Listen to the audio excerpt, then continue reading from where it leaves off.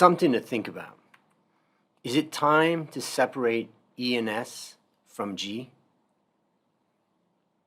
This is Andrew Stotz of the Become a Better Investor community. Let's get started. I want you to think about ESG. It's such a prevalent thing these days. Let's first look at how CFA Institute defines it. They say that ESG analysis has become an increasingly important part of the investment process.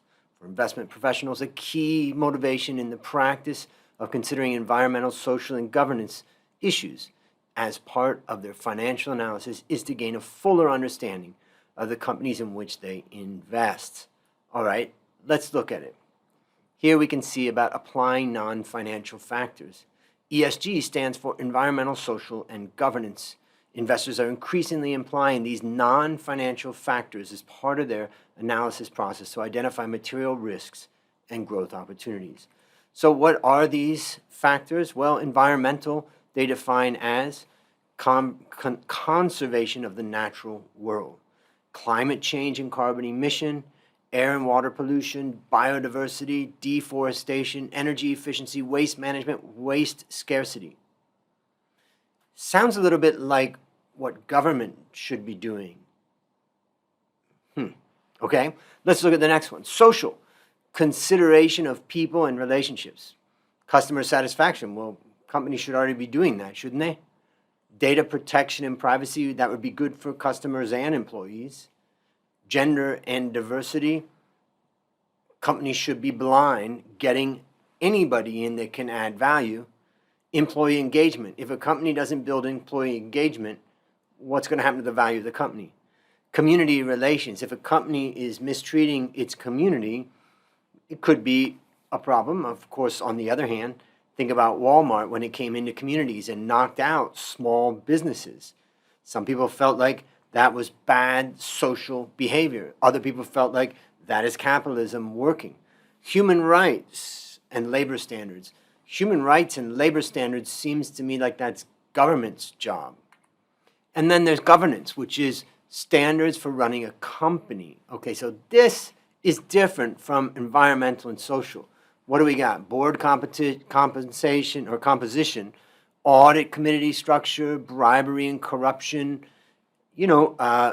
executive compensation, lobbying, political contributions, and whistleblower schemes. It's funny, when it comes to whistleblower, government wants corporates to do whistleblowers, but when whistleblowers blow, like Julian Assange as an example, reveal government's illegal behaviors, they seem to have, a lot of trouble. Anyways, they want to protect whistleblowers. Now, the core of governance, well, let's see. What is this governance anyways? Here is a paper that I was just looking at, and they describe it like this. Corporate governance is a broad term that defines the methods, structures, and processes of a company in which the business and affairs of the company managed and directed. Corporate governance also enhances the long-term shareholder value by the process of accountability of managers and by enhances the firm's performance. It also eliminates the conflict of ownership and control by separately defining the interest of shareholders and managers. This is a key point. There's shareholders and there's managers. If managers are not acting on the behalf of shareholders and they're defrauding them or doing something, that would not be for the benefit of shareholders, and therefore corporate governance tries to deal with this. This gives you a little bit of a picture. So let's go back in time and let's think about what is the ultimate objective of a firm. In the olden days, we didn't even have companies. You had basically landlords that ran businesses out of their farms. So is it to maximize profit to shareholders? Is it to maximize benefit to society? Is it to maximize value to shareholders? Or is it to maximize value to stakeholders? This is a fascinating question. Now, of course, you have a societal question. And as a society, you may decide that we want a system of government or a system of managing business through socialism or capitalism as an example.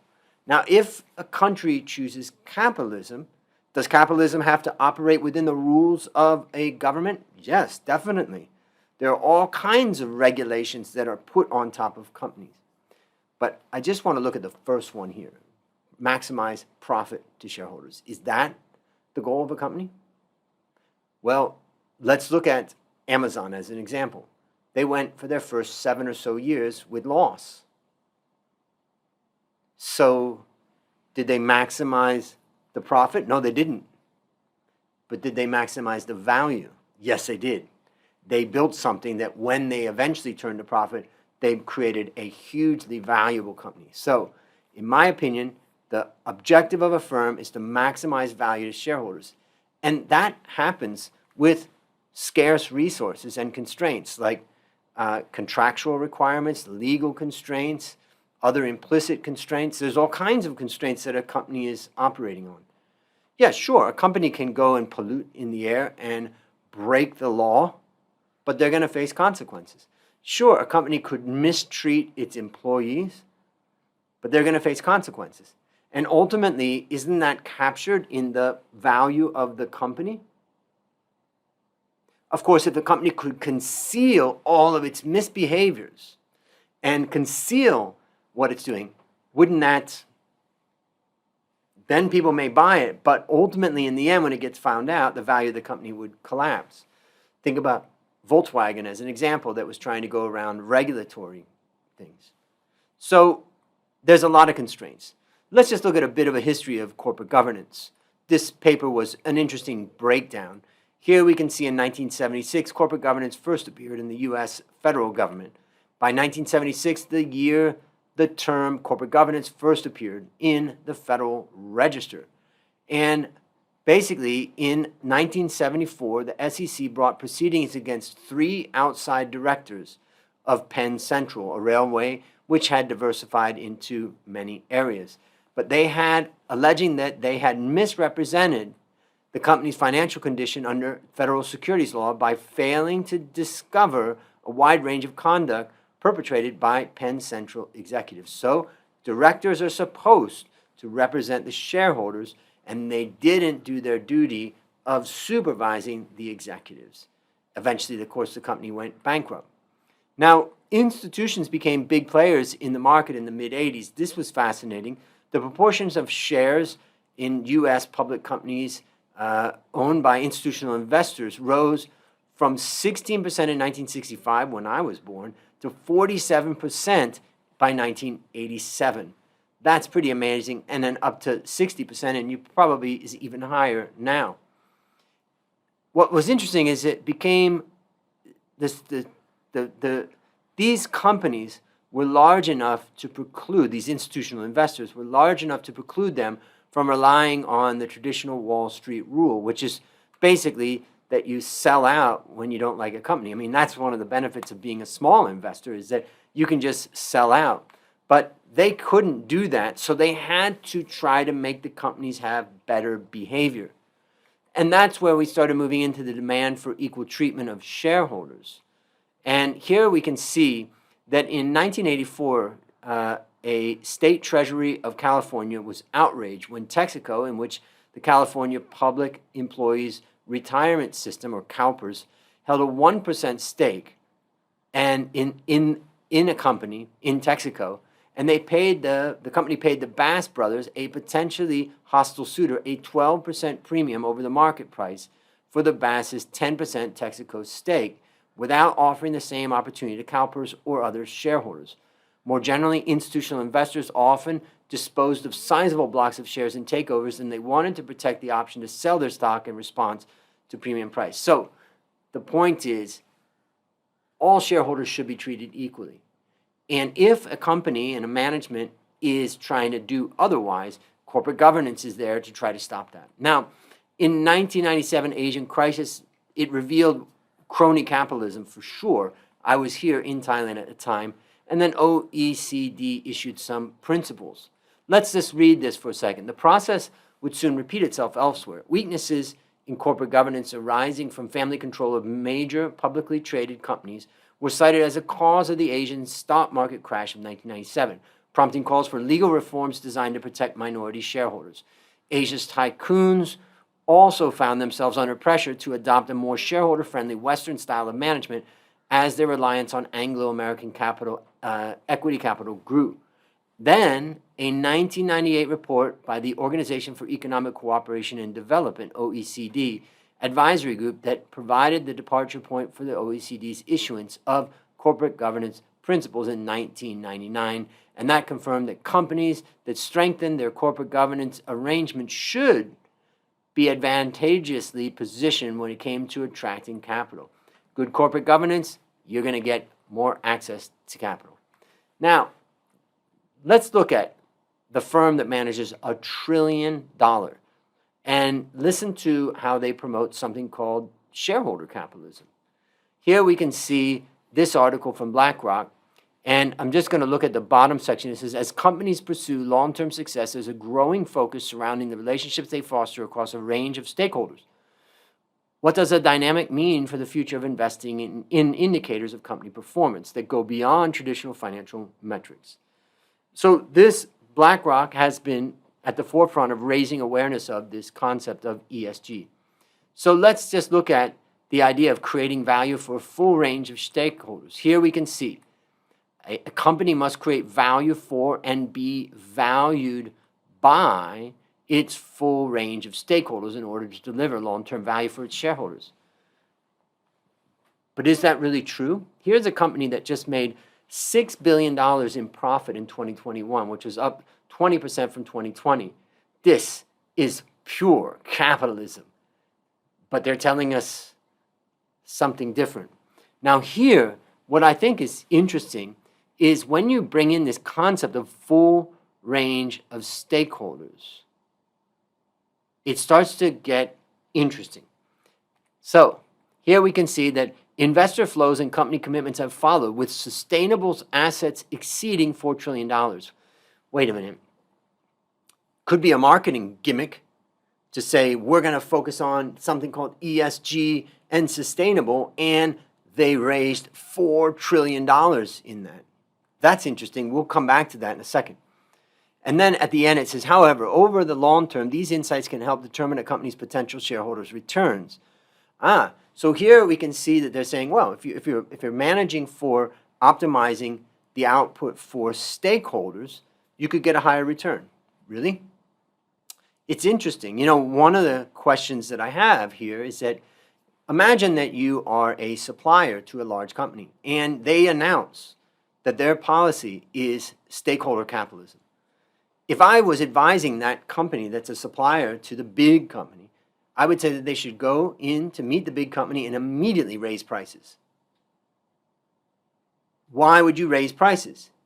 You would raise prices because you say, look, you guys have been maximizing your own shareholder value, but you have now switched to maximizing stakeholder value. You've been forcing us to take a lower and lower profit, and therefore we want a higher profit. Share the wealth of your company. In addition, what about employees? They should immediately demand a raise. If this is stakeholder capitalism, they are a major stakeholder in the company. And up until this point, the company's objective was to manage shareholder value, but now that it's turned to stakeholder value, I think that there are claims to be made by many different parties. What would that do to the profit of the company? Well, we'll find out as things go on. Or are they not really doing stakeholder capitalism? So the next question is, where does it end? Who defines ESG? Here's an interesting article where the guy says that Larry Fink, the head of BlackRock, stops well short of the radical reforms needed to transform capitalism in the interests of people and the planet. Let's look a little bit more. It says, but if his vision is supposed to be woke, it's not nearly woke enough. Okay, so who sets the limit? I mean, maximizing shareholder value is a pretty clear thing. I mean, we have to maximize shareholder value. We have to look to the future, but it ultimately is measured through the share price.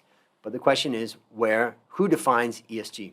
Let's look at a case study. This is from a Substack from a guy named Doomberg. I'm assuming guy, but it could be a woman also. He's talking about Sri Lanka, a case study. Sri Lanka has undergone what can only be described as a complete societal collapse. Let's look at this. Why would this have anything to do with ESG? Well, Here we can see, he talks about, on the show, Dr. Keffer interviews Solani Shah, a food and agricultural analyst at the Breakthrough Institute and author of a fantastic piece published in Foreign Policy titled, "In Sri Lanka, Organic Farming Went Catastrophically Wrong." And let's see what he says. Faced with a deepening economic and humanitarian crisis, Sri Lanka called off an ill-conceived national experiment in organic agriculture this winter. Who doesn't want organic? We all want organic. That's part of sustainability and society, right? And environment. Sri Lankan president promised in his 2019 election campaign to transition the country's farmers to organic agriculture over a period of 10 years.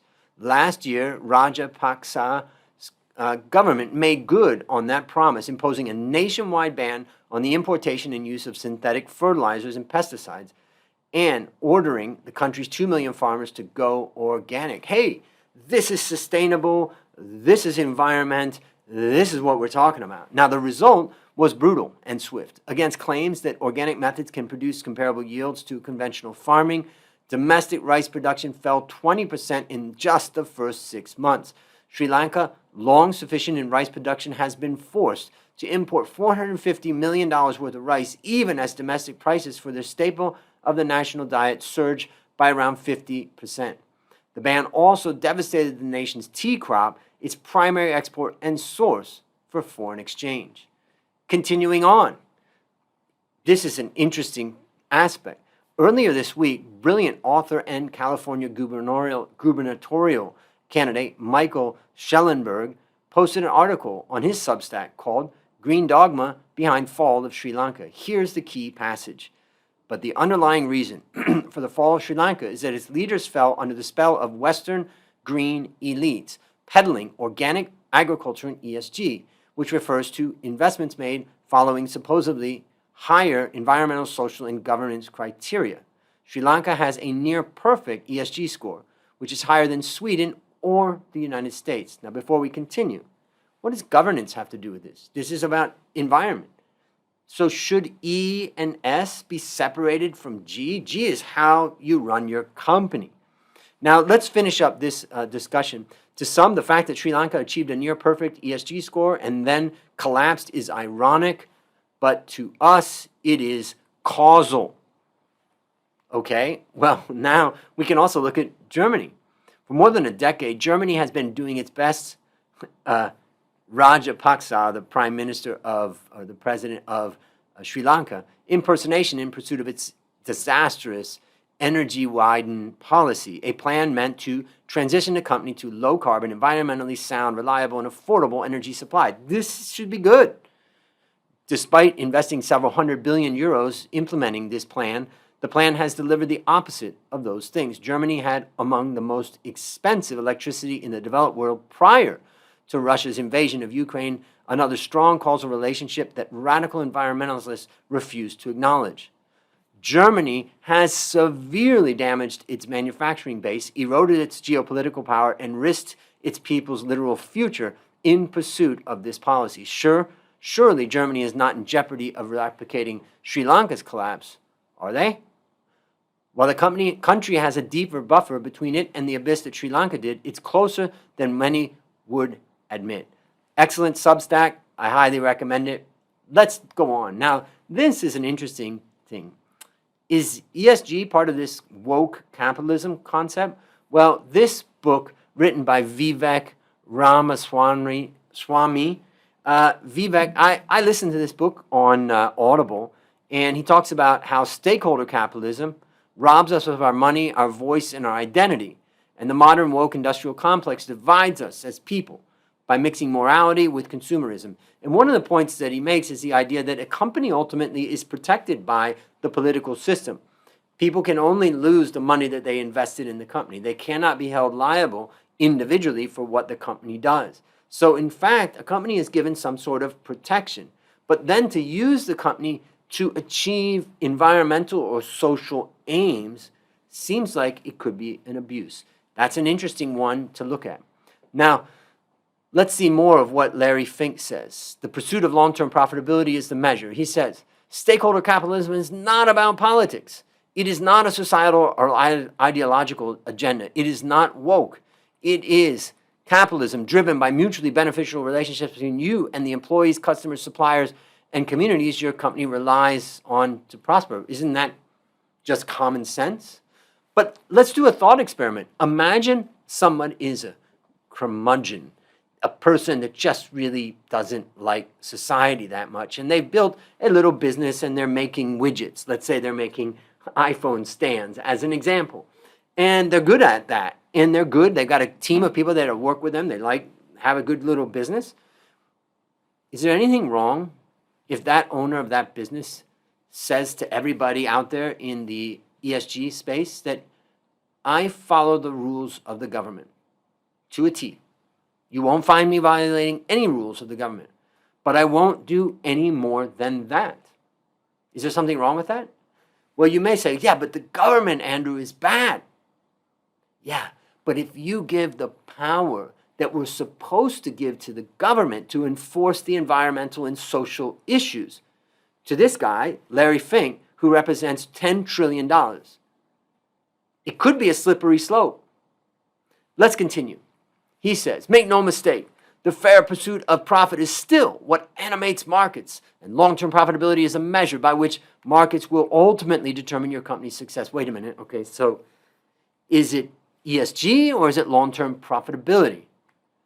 So at the foundation of capitalism is a process of constant reinvention, how companies must continually evolve as the world around them changes or risk being replaced by new companies. Well, there it is. Perfect capitalism is there. If there's opportunities in ESG to make money from it that is within the law, then why wouldn't they just do it anyways? You've just given some argument here of why companies would pursue ESG policies if they benefited society. Let's just read this last part.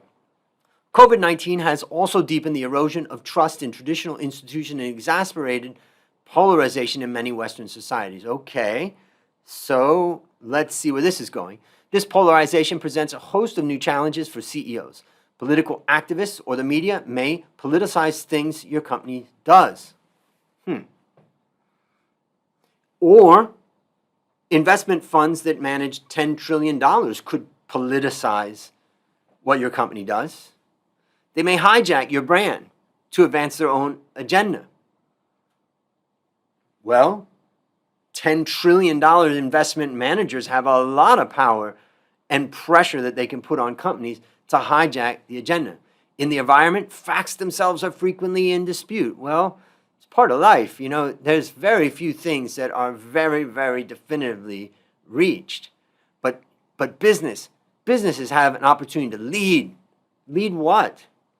Lead on the environment? Isn't that a government job? Isn't that a citizen's job? In a democracy, if people say we want clean air, shouldn't they be demanding that of their government officials? Or should they be demanding that of their companies? If a company is following the law, what's wrong with that? And not having a policy, right? So employees are increasingly looking to their employer as the most trusted, competent, and ethical source of information, more so than government, the media, and NGOs. Wait a minute. Okay, now I'm a capitalist for sure, but for people to see their companies as the most trusted source, I mean, come on, the company is trying to sell their products. How can that be? It's interesting. So, should his goal be our goal? Well, he says most stakeholders, from shareholders to employees to customers to communities and regulators, now expect companies to play a role in decarbonizing the global economy. What does that mean? My business doesn't know anything about decarbonizing. So every company and every industry will be transformed by the transition to net zero. Wait a minute, what if you're that guy out there that doesn't know anything about this and you just want to follow the rules that the government puts down? What is decarbonizing and what is net zero? Is that a government policy? Is that a corporate policy? Who's supposed to get us there? This is the agenda set, of course, by BlackRock. And it may be the right agenda. But it's interesting. Next question. Bye-bye, shareholder. Hello, someone else. Here we can see an article by this guy, Steve Denning. This was in Forbes. I don't know how something like this comes up in Forbes, because Stephen Forbes and Malcolm Forbes, the founders, were all about capitalism. But here it says, it's a big, why maximizing shareholder value is finally dying. It's a big news day for big business watchers, almost as if a hurricane had struck Wall Street. Shareholder value is no longer everything, top CEO says, is the lead story in the New York Times. CEO Group says maximizing shareholder profits can't be main goal, is this top story of the Washington Post. Group of U.S. corporate leaders ditches shareholders' first mantra, declares the front page of the Financial Times. Okay, interesting. So, wait, what? Here we can see that the SEC has proposed to enhance disclosures by certain investment advisors and investment companies about ESG investment practices. The $4 trillion that have been moved into sustainable investing in ESG. Wait a minute, was it a scam? Were they just using the name of ESG? Here we can see the SEC said the proposed amendments seek to categorize certain types of ESG strategies broadly and require funds and advisors to provide more specific disclosures in fund prospectuses, Interesting. So my question for you is, should we go from this, ESG, to this, ES, which are mainly political factors, and G, which is how you run a business? So let me ask you to reply to this question. Is it time to separate E and S from G?